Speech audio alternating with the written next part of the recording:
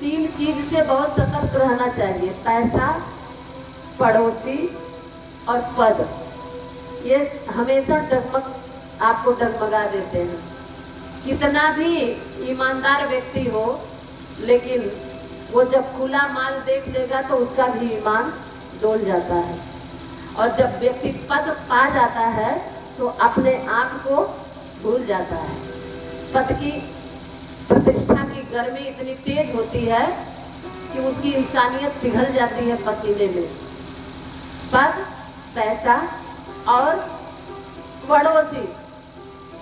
आप दुनिया के लिए कितना भी बड़े हो जाओ, लेकिन पड़ोसी के पास अगर जाके कोई पूछे कि भैया पटेल जी कैसे आदमी हैं, तो अगर कहीं मिल गया एमपी ना, तो ये ऐसी बात बता देगा कि फिर तो पटेल जी का कोई नाम लेना नहीं पसंद करेगा। अरे वो पीला पहन के बिल्कुल भ्रष्टाचार करता है, ये पड़ोसी है।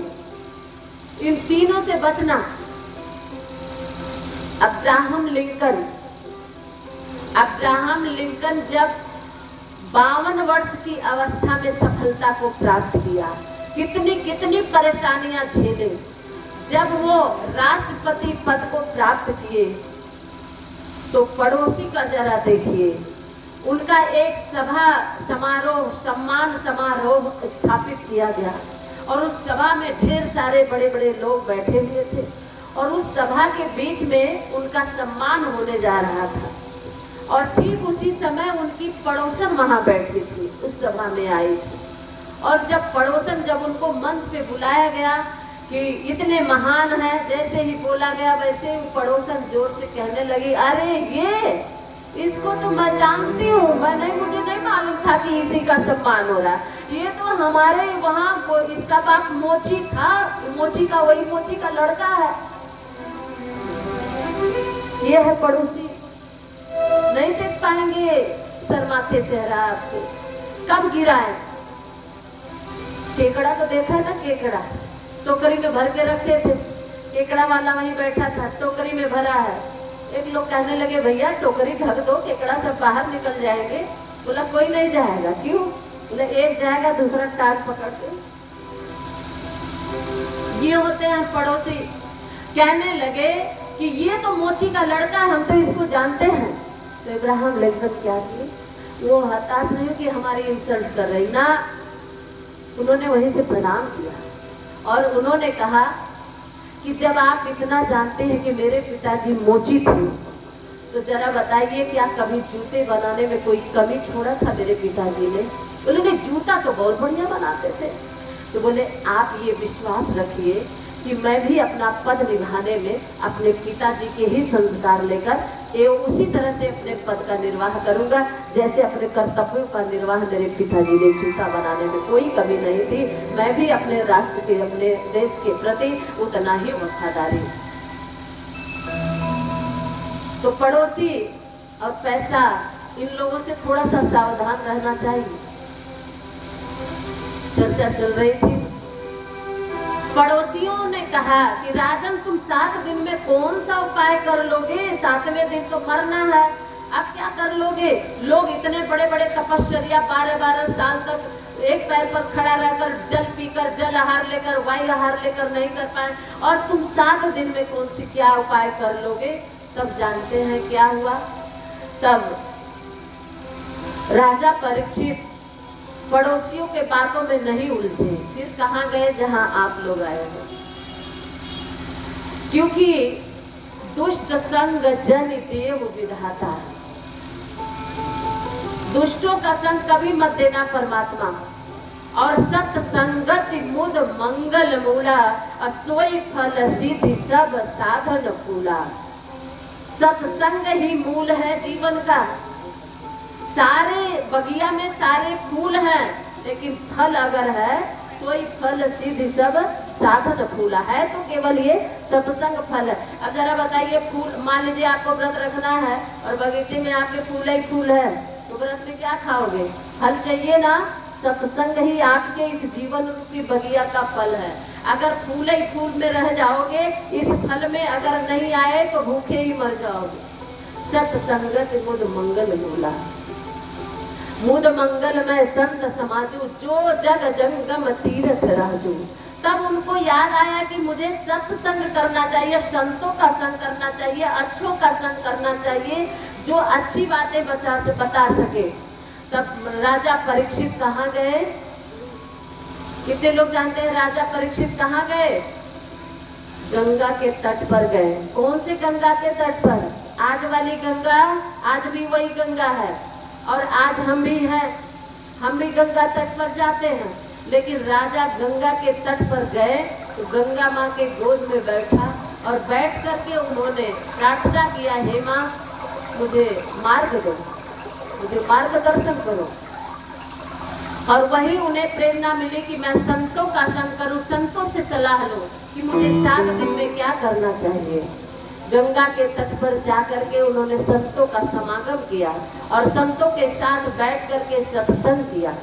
आप लोग भी इस गंगा में ही आए हो, ये गंगा माँ की गोद है। आप कहेंगे कहीं तो कलकल बहती धारा नहीं बह रही है, धारा ही नहीं तो क्या है मेरी माताओं बहनों, ये गंगा की, ज्ञान गंगा की धारा है। वो जल गंगा का किनारा था, ये ज्ञान गंगा का किनारा है। वो जल गंगा की धारा बहती है तो उसमें लोग स्नान करते हैं तो उनका शरीर पवित्र होता है। और ये ज्ञान गंगा की धारा बह रही है। आज 3 दिन से शांति कुंज हरिद्वार से आई ये गंगा की धारा बह रही है। इसमें स्नान करने वाले का तन नहीं मन पवित्र हो जाता है। और जब मन पवित्र होता है तो जीवन का वो कल्याण कर देता है। शरीर पे साबुन सेंट लगाना नहीं, बल्कि मन को महका लेना, मन को चमका लेना ही जीवन का कल्याण करता है। उस गंगा से जिसमें नहाने जाते हो उससे ही पवित्र पावन ये गंगा है। उस गंगा को जल गंगा कहते हैं और उसको भगवती गंगा कहते हैं, उसको भागीरथी गंगा कहते हैं, क्योंकि भगीरथ ने तपस्या करके उस गंगा को लाए धरती पर, तो उन्हें भागीरथी गंगा कहा गया। और इस ज्ञान की गंगा को भगीरथ ने बन करके हमारे परम पूज्य गुरुदेव ने तपश्चर्या किया, 24 वर्ष तक तपा गायत्री मंत्र पर। तब ये गायत्री ज्ञान की गंगा को परम पूज्य गुरुदेव ने धरती धरा धाम पर और आपके गांव में बहाने के लिए ये व्यवस्था बनाई। वो गंगा जो जिसमें आप स्नान करने जाते हैं, वह गंगा गोमुख से निकली है, गोमुख से निकली है वो गंगा जिसमें आप स्नान करते हैं। और गुरु के मुख से निकली है ये भगवती गंगा जिसमें आप 3 दिन से स्नान कर रहे हैं। वो भगवती गंगा है, वो विष्णुपदी गंगा है और ये गुरुमुखी गंगा है। वो विष्णु के पद से निकली है गंगा, ये गुरु के मुख से निकली है गंगा। उस गंगा में जाते हैं तो कमंडल डुबा करके, बॉटल डुबा करके भर के जल लेके आते हैं और इस गंगा में अपने सिर को, अपने मस्तिष्क को डुबा देते हैं, अपने मन को डुबा देते हैं और भर करके इसमें से कुछ ज्ञान की बूंदें अपने घर लेके जाते हैं। उस गंगा के जल से पूजा पाठ भक्ति का संचार होता है, आपके अंदर पवित्रता का संचार होता है, भाव जगता है। ये गंगा जल है, इतना पवित्र है। और इस गंगा, यह गंगा आपको स्वयं भक्त ही बना देती है, भक्ति की धारा में बहा देती है यह गंगा। तो मेरे माताओं बहनों भाइयों, ये ज्ञान की गंगा बह रही है। फिर वो राजा परीक्षित कहाँ गए? वो गंगा के तट पर गए और फिर वहाँ धारा कौन बहाया ज्ञान की? श्री सुखदेव जी महाराज ने। 25,000 ऋषियों का समागम हुआ और उस समय कभी भागवत करवाइए तो भागवत आप लोग को विस्तार से सुना है, भागवत कथा कभी अगर संजोग बने तो उसमें 25,000 ऋषियों का समागम हुआ। और उसमें जब सुखदेव जी महाराज आए तब उन्होंने राजा को गंगा के तट पर वो ज्ञान की धारा बहाई। गंगा माता के तट पर तो बैठे राजा परीक्षित, लेकिन जो ज्ञान की धारा ये बह रही जिसमें आप लोग नहा रहे हो, ये धारा जब 25,000 ऋषि इकट्ठा हुए तब ऋषियों ने सलाह दिया कि हे राजन, 7 दिन में तुम्हारी मुक्ति हो जाएगी, लेकिन इसके लिए तुम्हें एक उपाय करना होगा कि गंगा के किनारा हो और ज्ञान की धारा हो, तब तुम्हारी सदगति हो जाएगी, तब तुम्हारी मुक्ति हो जाएगी। राजा को कौन दिया? संतों ने दिया। ये परामर्श कौन दे सकता है? वही दे सकता है जिसके विचार शुद्ध होते हैं। गंदे विचार वाले आपके बॉलीवुड वालों के पास जाओगे तो वो गंदे गंदे गाने ही सुनाएंगे, अपने डायलॉग ही सुनाएंगे, वो भजन नहीं सुनाएंगे आपको। और भजन भी सुनाएंगे तो दिमाग खराब हो जाने वाला सुना देंगे। हम लोगों को तो वो सुना दे तो नस फट जाए जो वो सुना देते हैं।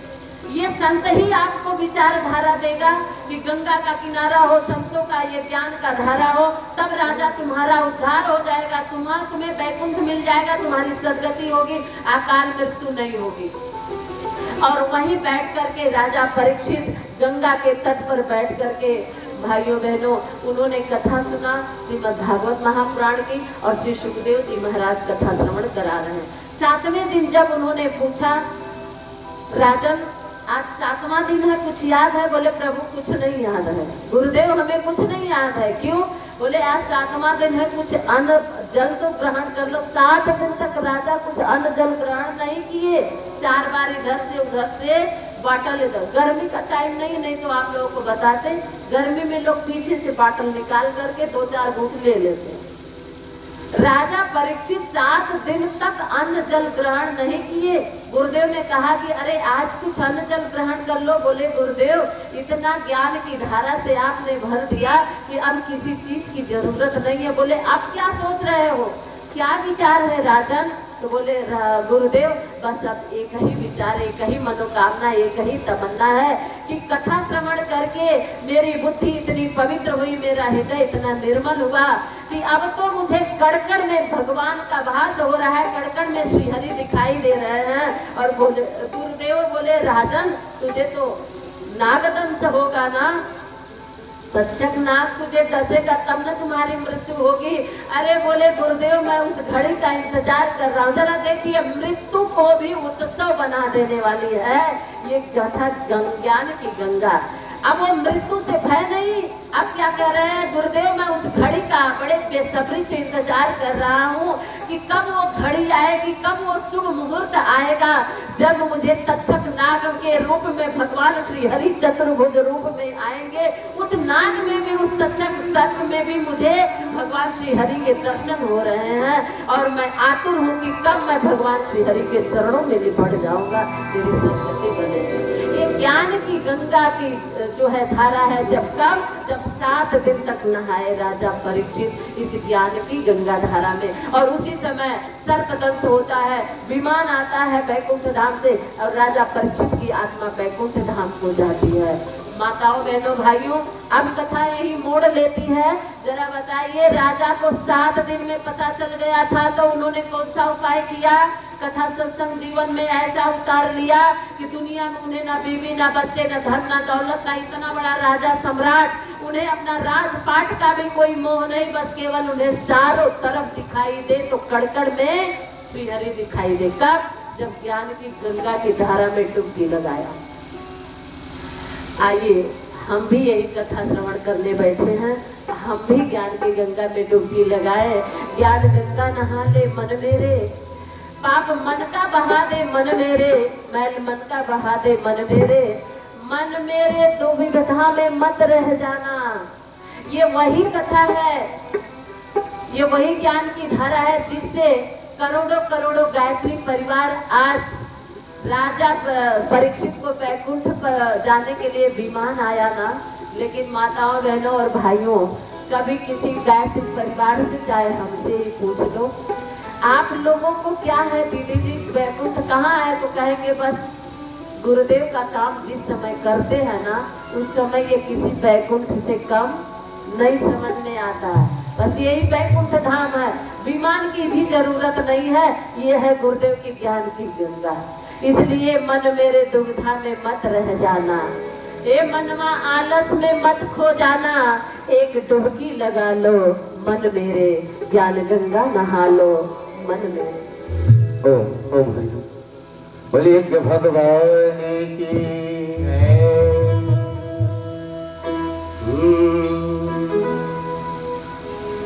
भागीरथ बन के वे आए,